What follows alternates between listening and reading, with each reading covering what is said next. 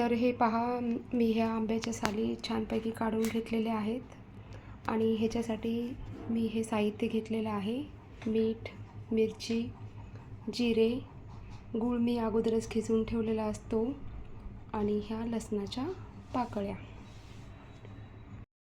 तर गाईज हे पहा, हे कैरीच्या अशा छान फोडी बनवून घेतलेल्या आहेत मी आणि हे आता मी मिक्सरच्या पॉटमध्ये टाकत आहे. मिक्सरच्या पॉटमध्ये या कैरीच्या सगळ्या फोडी टाकल्याच्या नंतर मग आपण आपल्याला या चटणीसाठी लागणारं साहित्य यामध्ये ॲड करूया.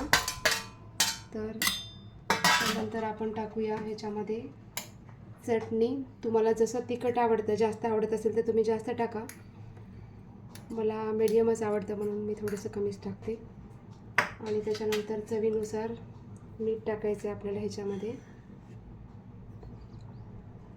आणि त्याच्यानंतर हे 2 ते 2.5 चमचे मी ह्याच्यामध्ये जिरे टाकते. जिरे टाकल्यामुळे आपल्याला छान चव येते त्याची. आणि ह्या थोड्याशा लसणाच्या पाकळ्या त्याच्यामध्ये मी टाकते.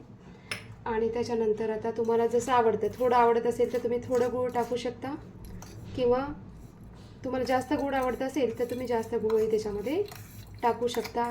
अजिबात राहत नाही ही चटणी. तुम्ही जेवण करत असताना किंवा पोह्यासोबत कधीही खाऊ शकता आणि 2 ते 3 दिवसात फस्त होते. तर आता आपण ह्याला मिक्सरमध्ये वाटून घेऊया. तर आता ह्याच्यानंतर हे पहा, मी गॅस ऑन करत आहे आणि गॅसवर हे एक छोटंसं पातेलं ठेवलेलं आहे. तर मला त्या चटणीमध्ये हे थोडंसं तेल टाकायचं आहे, पण मी हे तेल असं कढवून घेते आणि त्याला थंड करून टाकते.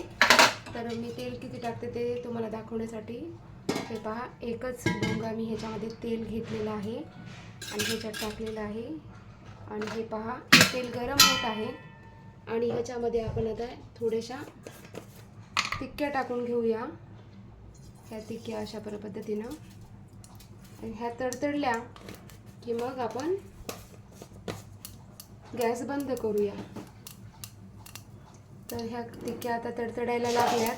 आता मी हे गॅस बंद करत आहे आणि हे तेल थंड झाल्याच्या नंतर मग मी त्या चटणीमध्ये ॲड करणार आहे.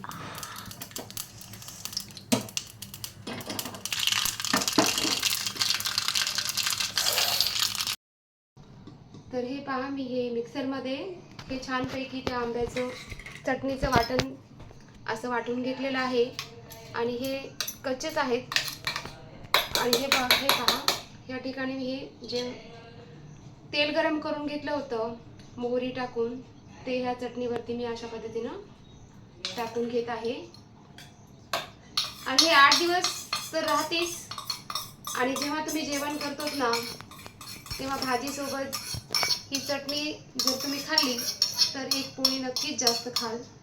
आणि लहान लेकरांना सुद्धा ही चटणी खूप छान लागते. तुम्ही पोळीला छानपैकी सॉससारखं जर लावून दिलात त्यांना आणि त्याचा रोल जर बनवून दिलात तर लेकरं आवडीने खातात. आणि मग तुम्ही म्हणणारच नाही की माझी मुलं जेवत नाही आहेत. हे अशा पद्धतीने तुम्ही बाउलमध्ये सुद्धा ह्याला काढू शकता आणि जेवणासाठी वाढून घेऊ शकता, किंवा अशा कंटेनरमध्ये तुम्ही ह्याला भरून एक 8 दिवस वापरू शकता. धन्यवाद.